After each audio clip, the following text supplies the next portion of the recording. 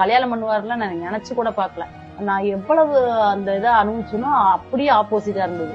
ரொம்ப பயந்துட்டே தான் இருந்தேன். ஆனா பயங்கர சப்போர்ட். இது வரைக்கும் அந்த பசங்க மேல உள்ள ஒரு கோவம் இருக்கும்ல, அது எல்லாத்தையுமே போக்க வச்சிட்டாரு.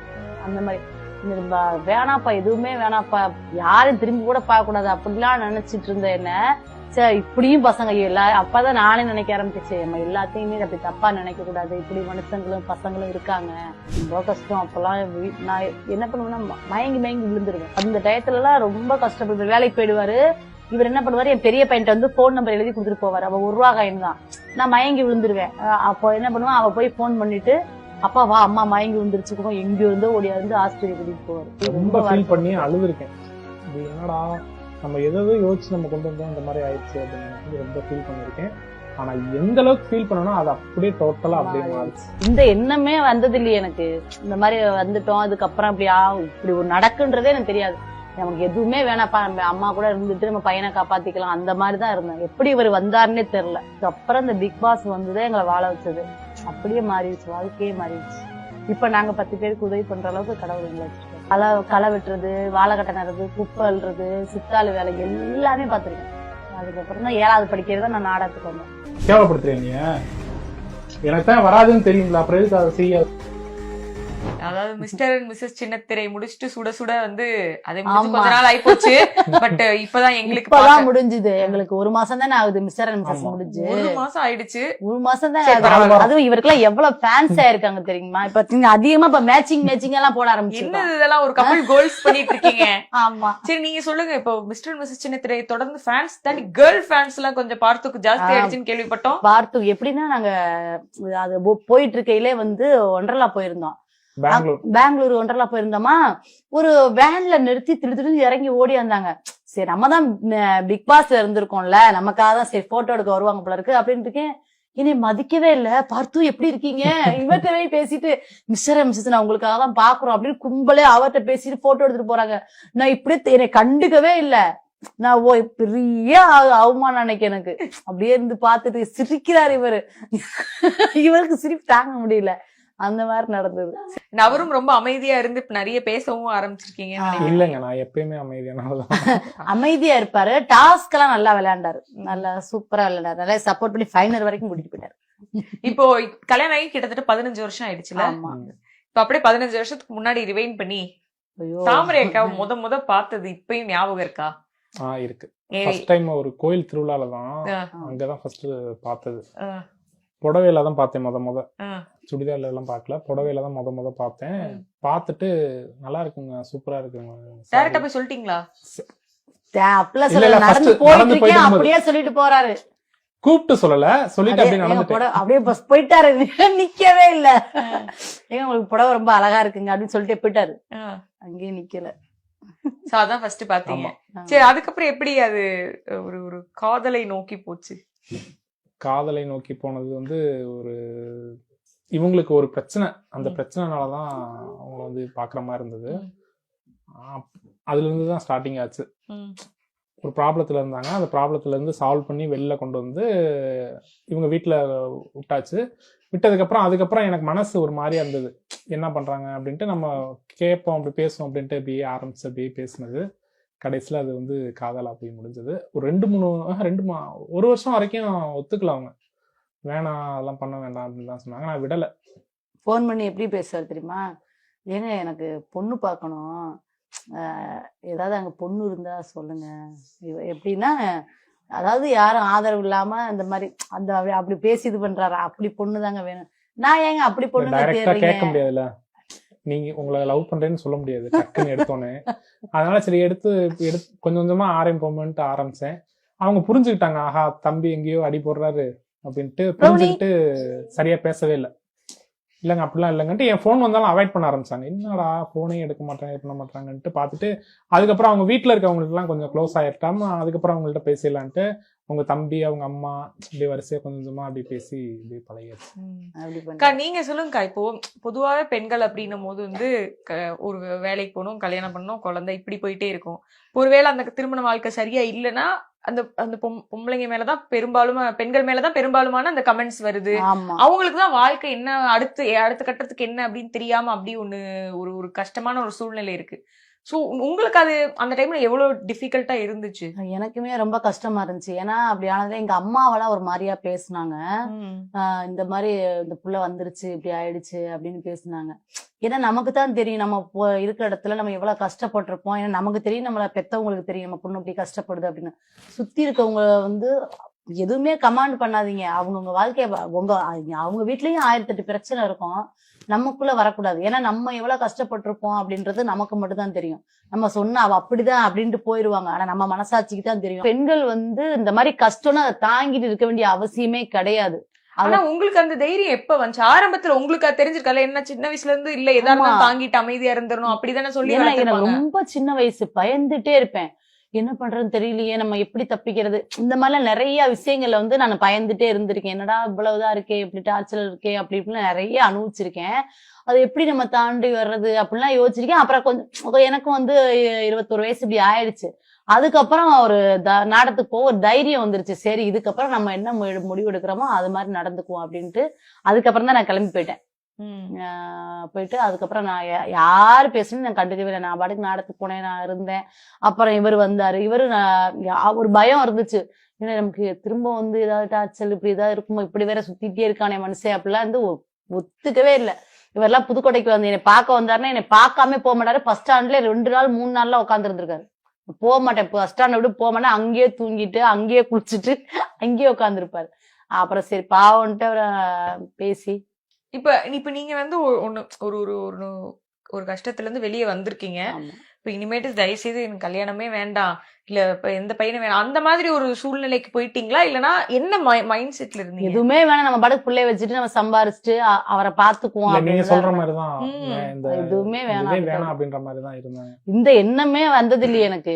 இந்த மாதிரி வந்துட்டோம், அதுக்கப்புறம் இப்படி ஒரு நடக்குன்றதே எனக்கு தெரியாது. நமக்கு எதுவுமே வேணாப்பா, நம்ம அம்மா கூட இருந்துட்டு நம்ம பையனை காப்பாத்திக்கலாம் அந்த மாதிரிதான் இருந்தேன். எப்படி இவர் வந்தாருன்னே தெரியல. இப்ப அவர் சொன்னாரு உங்களுடைய உங்களோட அந்த கஷ்டமான டைம்ல அவர் கூட இருந்தார் அப்படின்னு சொல்லிட்டு. அப்போ உங்களுக்கு எப்படி இருந்துச்சு? இவர் யாருன்னே தெரியல, திடீர்னு ஆனா உங்களுக்கான எல்லா சப்போர்ட்டும் அவர் கொடுக்குறாரு, மன உதவி பண்றாங்க அப்படின்னு சந்தோஷப்பட்டேன். எங்க அம்மாவோட போய் நன்றி சொல்லிச்சு, ரொம்ப நன்றிப்பா அப்படின்னு எல்லாம் சொல்லிட்டு வந்துச்சு. ஆனா இவர் தான் வந்து திரும்ப கல்யாணம் பண்ணுவாருல நான் நினைச்சு கூட பாக்கல. அதுக்கப்புறம் வந்து நிறைய ரொம்ப பயந்துட்டே தான் இருந்தேன். ஆனா பயங்கர சப்போர்ட். இது வரைக்கும் சண்டை போட்டது கிடையாது. நான் எவ்வளவு அந்த இதை அனுபவிச்சனோ அப்படியே ஆப்போசிட்டா இருந்தது. அந்த பசங்க மேல உள்ள ஒரு கோவம் இருக்கும்ல, அது எல்லாத்தையுமே போக்க வச்சிட்டாரு. அந்த மாதிரி வேணாப்பா, எதுவுமே வேணாப்பா, யாரையும் திரும்பி கூட பார்க்க கூடாது அப்படிலாம் நினைச்சிட்டு இருந்த என்ன, சரி இப்படியும் பசங்க அப்பதான் நானே நினைக்க ஆரம்பிச்சிச்சு, நம்ம எல்லாத்தையுமே அப்படி தப்பா நினைக்க கூடாது, இப்படி மனுஷங்களும் பசங்களும் இருக்காங்க அப்படின்ட்டு. இது வரைக்கும் அவ்வளவு சப்போர்ட் என் பெரிய பையனுக்கும் என்னை பாத்துக்கிறதும். ஏதாவது ஒரு பிரச்சனைனா சண்டையோட தான் வருவேன், அதெல்லாம் சால்வ் பண்றது இந்த மாதிரிலாம் ரொம்ப இது பண்ணுவாரு. ரொம்ப சப்போர்ட். உங்களை வந்து மனப்பூர்வமா அவர் ஏத்துக்கிட்டாரு. உங்களுக்கு ஏதாவது பயம்? பையனுக்கும் இது கம்ஃபர்டபுளா இருக்கணும், அது எப்படி சொல்லி புரிய வைக்க போறோம், அது இவருக்கும் பையனுக்கும் அந்த ஒரு இது கரெக்டா வரணும், அதெல்லாம் யோசிச்சீங்க? எல்லாமே நான் யோசிச்சேன். இன்னொன்னு இந்த பையனை நான் பெத்துக்கவே மாட்டேன்ட்டேன், வேணவே வேணான்ட்டேன். எனக்கு குழந்தைய மட்டும் ஒரு பயம் இருக்கும். சரி அப்படி இருக்கு, நம்ம நிறைய பார்த்துருக்கோம், சரி அதை மட்டும் நல்லா பார்த்துட்டு இதை பார்க்காம விட்டுருவாங்களோ அந்த மாதிரிலாம் நிறைய இதா இருக்கும். ஆனா வந்து இவனை விட அவன் மேலதான் நல்லா பாசமா பார்த்துட்டாரு. நீங்க என்ன முடிவோட இருந்தீங்க? ஓகே இவங்களதான் கல்யாணம் பண்ண போறோம் அப்படின்னும் போது இவங்களோட எல்லாத்தையும் நீங்க எடுத்துட்டு அதை உங்களை சொந்தமாக்கிக்கணும் இல்லையா? ஃபர்ஸ்ட் அதெல்லாமே யோசிச்சேன். பின்னாடி என் பேக்ரவுண்டையும் யோசிச்சேன். சொந்த பந்தம் இவங்கெல்லாம் என்ன யோசிப்பாங்க, இது பண்ணுவாங்க, அதெல்லாமே யோசிச்சேன். ஆனா யோசிக்கும் போது என்னன்னா 1000 பேர் எல்லாம் சொல்லதான் செய்வாங்க. நம்மளுடைய லைஃப் நமக்கு, நம்ம முடிவு பண்ணி நம்ம என்ன பண்ண நினைச்சோமோ அதை பண்ணிட்டு பண்ணி லவ் பண்ற ஒரு மைண்ட் வந்துருச்சு. வந்ததுக்கு அப்புறம் எதை யோசிச்சு என்ன ஆக போகுது அப்படின்ட்டு தான் இறங்கி பண்ணிட்டேன். கல்யாணம் அது எப்படி நடந்தது? கல்யாணம் நாங்க சும்மா ஒரு வீட்டுக்குள்ளதான் கல்யாணம் பண்ணிட்டோம். அதான் சொல்லிட்டு இருந்தேன், மிஸ்டர் அண்ட் மிஸ்ஸஸ்ல எங்க உண்மையில கல்யாணம் நடந்த மாதிரி. அதான் பயங்கர சந்தோஷம். அங்க பத்திரிக்கை எல்லாம் அடிச்சு கொடுக்கையில அப்படியே வேற லெவல்ல சந்தோஷம் ஆயிடுச்சு எனக்கு. அங்கதான் கல்யாணம் நடந்து, நாங்க சும்மா ஒரு வீட்டுக்குள்ளதான் கல்யாணம் பண்ணிட்டோம். விஜய் டிவில தான் எங்களுக்கு மெயினா கல்யாணம் பண்ணி வச்சிருக்கோம். 2வது கல்யாணம். ஆமா, தாலி எல்லாம் வாங்கி அங்கதான் கல்யாணமே பண்ணோம். நாங்க மிஸ்டர் அண்ட் மிஸ்ஸஸ் தான் கல்யாணமே பண்ணோம். ஐயர்லாம் வச்சு முறைப்படி கல்யாணமே அங்கதான் நடந்துச்சு. அப்போ வெறும் தாலி மட்டும் சும்மா ஒரு மஞ்சள் கயிறு வச்சு சும்மா ஒரு மஞ்சள் கயிறு மட்டும் தான் வச்சு கட்டணும், தாலி எல்லாம் கட்டல. இங்க ஜேடிவில தான் வந்து ஆமா இவர் தாலி எல்லாம் வாங்கிட்டு வந்து எனக்கு தெரியாம சர்ப்ரைஸ் பண்ணார் தாலி எல்லாம். சூப்பர். சோ அப்போ இந்த 15 வருஷம் வாழ்க்கை எப்படி இருக்கு பிக் பாஸ்க்கு முன்னாடி வரைக்கும் சொல்லுங்களேன். அதுக்கப்புறம் ஓரளவுக்கு எங்களுக்கும் தெரியுது. முன்னாடி வந்து எங்களுக்குலாம் அவ்வளவா சந்தோஷமே கிடையாது. எப்படின்னா நான் வீட்லயே இருக்க மாட்டேன், இவரு ஜவுளி கடைக்கு போயிருவாரு, நான் நாடகத்துக்கு போயிருவேன். நான் வந்து 11 மணிக்கு வருவேன், இவர் 8 மணிக்கெல்லாம் வீட்டை விட்டு போயிடுவாரு. அதனால திரும்ப அவர் 11 மணி நைட்டு 10 மணிக்கு வருவாரு, நான் 4 மணிக்கெல்லாம் வீட்டை விட்டு கிளம்பிடுவேன். 2 பேரும் சந்திச்சுக்கவே முடியாது. ஆமா 2 பேரும் பாத்துக்கவே மாட்டோம். அந்த டைரி ஒண்ணு வச்சிருப்பேன், அதெல்லாம் மேல கிடக்கும்னு நினைக்கிறேன். அதெல்லாம் நாடகம் எழுதி வச்சிருப்பேன், இந்த ஊரு எல்லாம் எழுதி வச்சிருப்போம். ஒவ்வொரு ஊர்ல இவர் ஏமாத்தி வேற பேரை போட்டு எழுதி வச்சிருவாரு, இவங்க நாடகம் அப்படின்னா நாடகம் நினைச்சிட்டே இருப்பேன். அப்பதான் சொல்லுவாரு இன்னைக்கு நாடகம் இல்லையே ஏமாத்தி நிறைய டைரியில டேட் போட்டு எழுதி வச்சிருக்கோம், இந்த டேட்டுக்கு இங்க போறோம், இந்த ஊர் போனோம். ஏதாவது 2-3 டேட் வந்து ஃப்ரீயா இருக்கும். நான் என்ன பண்ணுவேன், சரி ஃப்ரீயா இருக்க டேட்ல ஏதாவது புக் பண்ணிடுவாங்க அப்படின்ட்டு என்ன பண்ணுவேன், அந்த டேட்ல நான் எழுதி வச்சிருவேன். ஏதாவது ஊர் பேர் போட்டு எழுதி வச்சிருவேன்.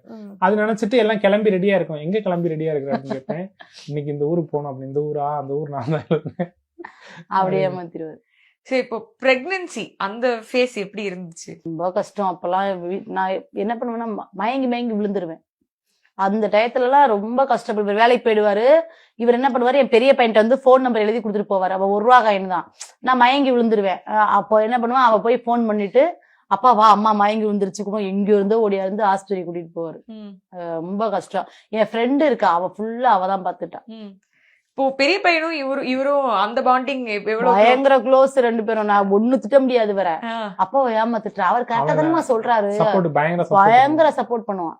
எனக்கு சப்போர்ட்டே பண்ண அம்மா கத்தாதீங்கம்மா, அவர் கரெக்டா தானமா சொல்றாரு, அப்பா சொல்றத கேளுங்க மாட்டு போயிருவான். உங்களுக்கு தான் 2வது பையன், எதுக்கு எடுத்தாலும் அவன் தான். ஆமா இவன் வந்து என்னை திட்டக்கூடாது என்னை அப்படின்னு அடிச்சா அவர் தொலைஞ்சாரு, ஏறி குத்துன்னு குத்திருவாய்வேன்.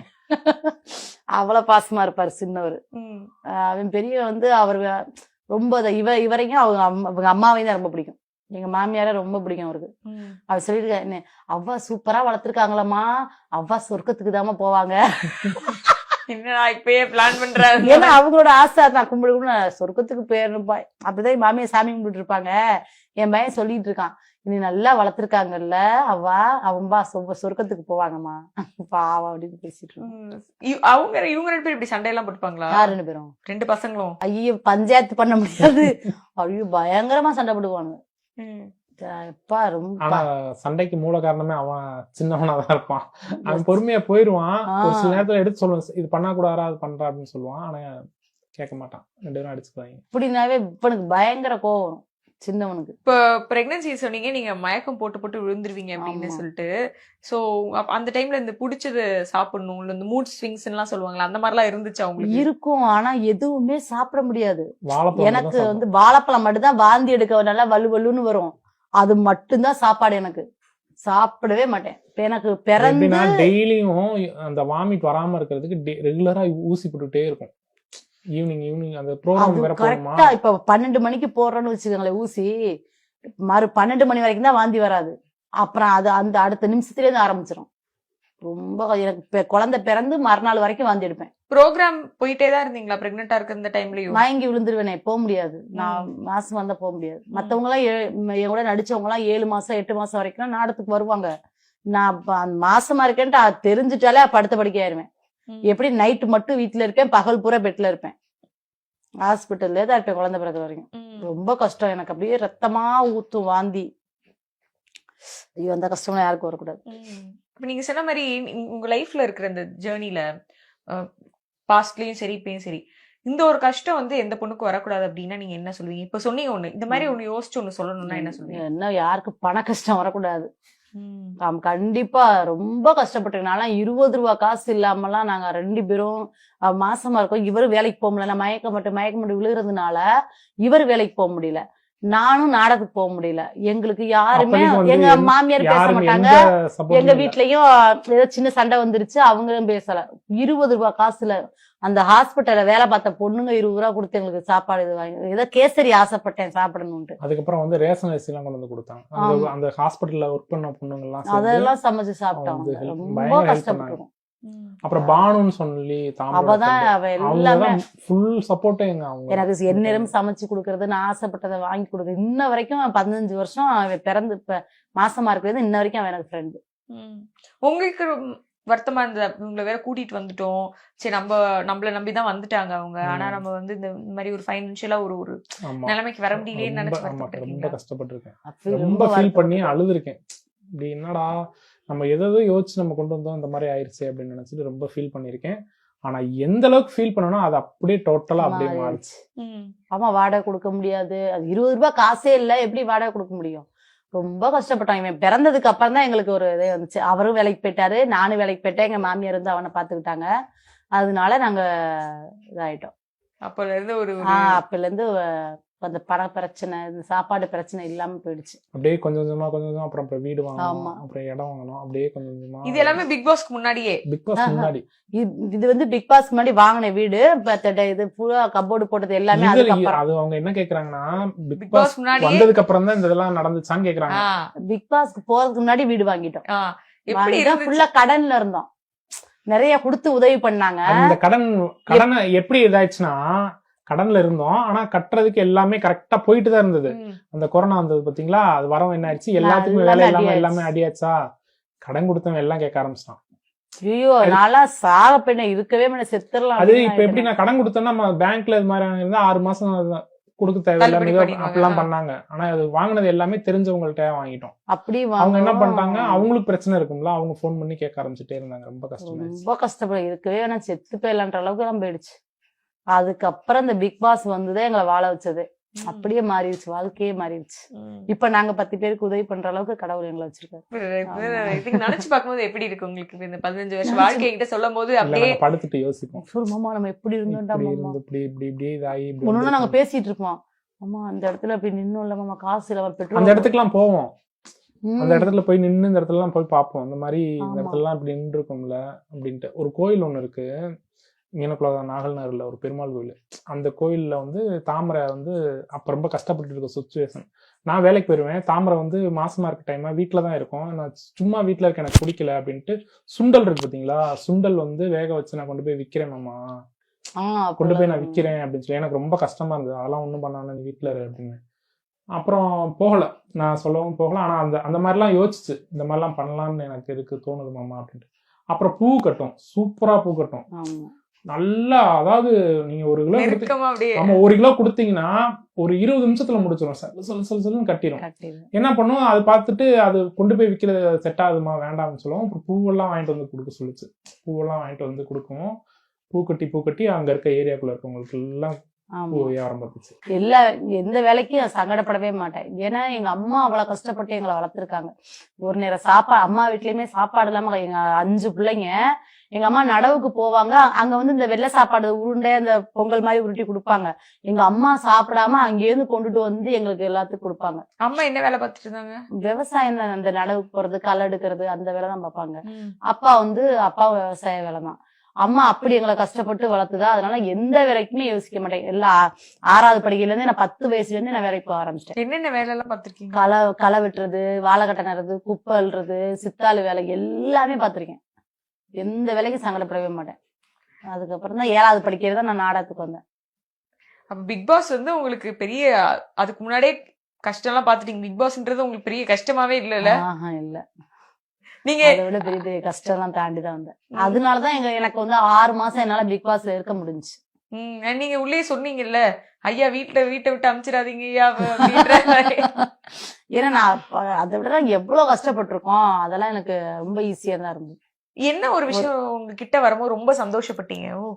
பாருங்களேன், நம்ம இது இல்லாம இருந்தோம், இது கிடைச்சிருக்கு அப்படின்ற மாதிரி. ஆமா, இந்த வீடு வாங்கல சந்தோஷப்பட்டேன். அதுக்கப்புறம் கார் வாங்கல, எல்லாத்திற்கும் ஒண்ணு பயங்கர சந்தோஷப்பட்டேன். இப்ப என் பையன் பிறந்ததுக்கு அப்புறம் எங்க மாமியார் வந்தது, அப்புறம் எல்லாம் இப்ப ஃபேமிலியா இருக்குது, அது எல்லாமே ஒண்ணு எனக்கு கடவுள் எல்லாமே கொடுத்துட்டாரு. ஆமா, பெரிய பையன் இல்லைன்னு ஃபீல் பண்ணிட்டு இருந்தேன், அவரும் வந்துட்டாரு. எல்லாமே கடவுள் கொடுத்துட்டாரு. சூப்பர், எல்லாமே நிறைவா அவர் வாழ்க்கையை கொடுத்துருக்காரு. சூப்பர். இதை தக்க வச்சுக்கணும், நாங்க பிள்ளைய படிக்க வச்சு இது பண்ணிக்கணும், அதுதான் நாங்க யோசிச்சுட்டே. இப்ப வந்து ஒன்லி ஜாலி ஃபன் மட்டும் தான். ஆமா, இப்ப எங்க வெளியூர் போறது எல்லாமே நாங்க இழந்துட்டோம். எந்த சந்தோஷத்தையும் நாங்க அனுபவிக்கவே இல்ல. கல்யாணம் பண்ணி 14 வருஷமா 14-15 வருஷமா நாங்க எங்கேயுமே இந்த ஹனிமூன் போறது இந்த மாதிரிலாம் சொல்லுவாங்க பாத்தீங்களா, அதெல்லாம் எதுவுமே போனதே இல்லை. ஆனா இப்ப பாத்தீங்கன்னா ஜாலியா. 15 நாளைக்கு ஒரு வாட்டி ஹனிமூன் 15 நாளைக்கு ஒரு வாட்டி ஜாலியா எங்கேயாவது வெளில வெளில ஜாலியா சுத்த போயிருவோம். ஏதாவது ஒரு ஊர் போயிட்டே இருப்போம். ஆமா, இப்ப அடுத்து பொங்கல் முடிஞ்சுதான் எங்கேயாவது கிளம்பணும். ஃபாரின்ல எங்க போயிட்டு வந்தீங்க? இன்னும் போல. Foreign தான் ஏன்னா எங்களுக்கு ஆள் செட் ஆகல, தனியா போறது கொஞ்சம் இது. நானும் இப்ப ஐக்கி போய் தாய்லாந்து போலான்னு இருக்கோம். புரியல.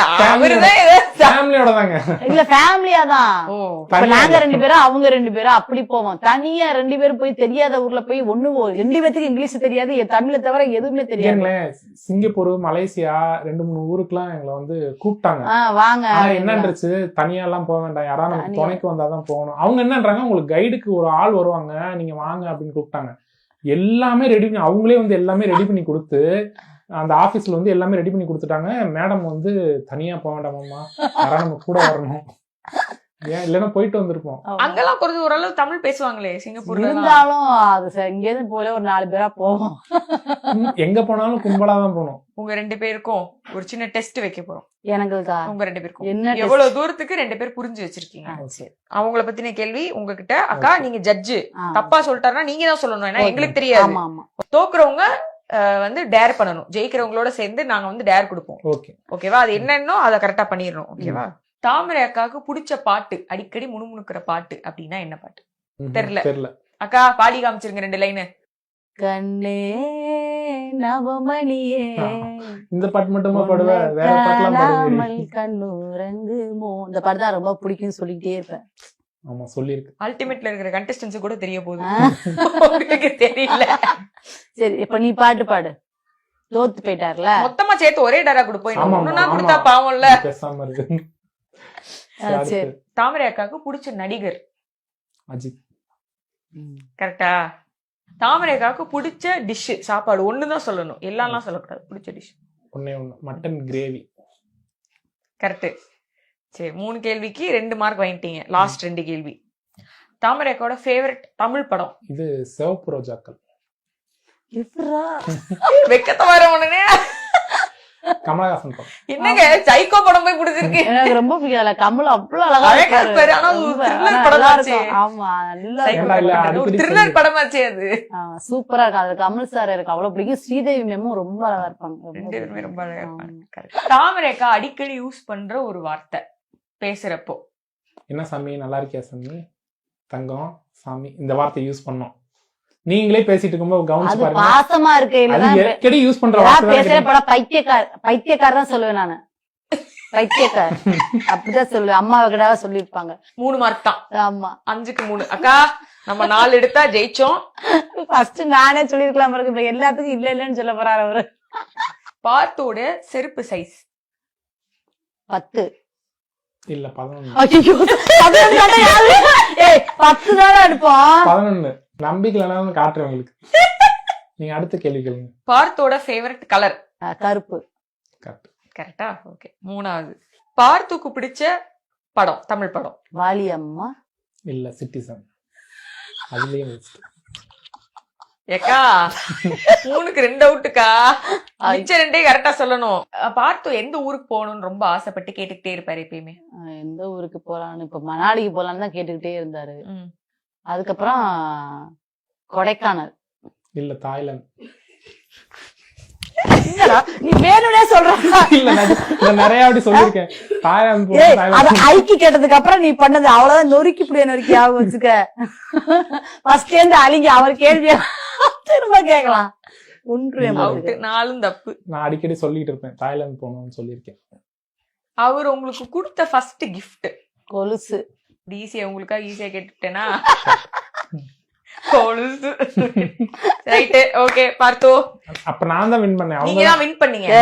ஒரு கணவராக அவங்களுக்கு வர துன்பங்கள் எல்லாத்தையும் நீங்க எடுத்துக்கிட்டு எப்படி பண்றீங்களோ அந்த மாதிரி இந்த துன்பத்தையும் நீங்க எடுத்துக்கிட்டு அவங்களுக்கு பதிலா அந்த டேர நீங்க பண்ண போறீங்க. சரியா? ரெடியா? பாட்டுலாம் பாட மாட்டேன், எனக்கு பாட்டுலாம் வேண்டாம். சரி, 2 ஆப்ஷன் தரேன். ஆப்ஷனா தரேன். இந்த மாதிரி டைரக்ட்ல ஆப்ஷன் தர மாட்டோம். ஃபர்ஸ்ட் ஆப்ஷன் வந்து நீங்க ஒரு பாட்டு பாடணும், இல்லனா ரொமான்டிக் டயலாக் அக்காவை பார்த்து சொல்லணும். ரெண்டுமே வராது. பாட்டு பாடி ஒரு 2 வரி பாடிட்டா முடிஞ்சு போச்சு. உங்களுக்கு ரொமான்டிக் வராது. சரி இல்லனா வந்து அக்கா மேல ஏதாவது ஒரு விஷயத்துக்கு கோவப்பட்டு நடிச்சு காட்டுங்க. அதுவே நான் பண்ணலாம். என்ன ஜாலியா வரீங்க. இவரு அக்கா எனக்கு எப்படி தோணுதுன்னா, அம்மா நீ இந்த மாதிரி ஒண்ணு குடுத்திய இப்ப கோவப்படுறா இப்ப கொஞ்சமாவது அறிவு இருக்கா? இல்ல தெரியாம தான் கேட்கிறேன். கொஞ்சமா அறிவு இருக்கா இல்லையா? எந்த இடத்துல வந்து என்ன வேலை பார்த்துட்டு இருக்க? கூட்டு வந்து வச்சுட்டு சிரிக்கிற இல்ல இப்ப எதுக்கு சிரிக்கிற? காக்கா எதுக்கு சிரிக்கிற லூஸ் மாதிரி? அறிவு இருந்தா பேசாத கல்யாணம் பண்ண. எனக்கு தான் இந்த இதெல்லாம் வராதுன்னு தெரியும்ல, தெரிஞ்சுக்கிட்டே எதுக்கு தேவையில்லாம இந்த இது பண்ண சொல்ற பைத்திய மாதிரி அவங்கள நிக்க வச்சுக்கிட்டு கேவலப்படுத்துறியா நீ? எனக்கு தான் வராதுன்னு தெரியும்ல, அப்புறம் எதுக்கு அதை செய்யன்னு சொல்லி இது பண்ணிட்டு இருப்பாப்பா. அதுக்கு மேல வேணாம். அக்கா சூப்பரா பண்ணாரு அவரு. நீங்க எனக்கு சிரிப்பு வந்துச்சு. அறிவு இருக்கா உனக்கு? அறிவு இருக்கா கேட்கும் பைத்தியம் அப்படி இதே திட்டிக்கிட்டு இருக்க. கேவலமா ஒரு அண்டர்ஸ்டாண்டிங் அந்த மாதிரி இல்லாம நல்ல முறையில அண்டர்ஸ்டாண்டிங் டெவலப் ஆறதுக்கு மனமார்ந்த வாழ்த்துக்கள். Thank you so much. தேங்க்யூ.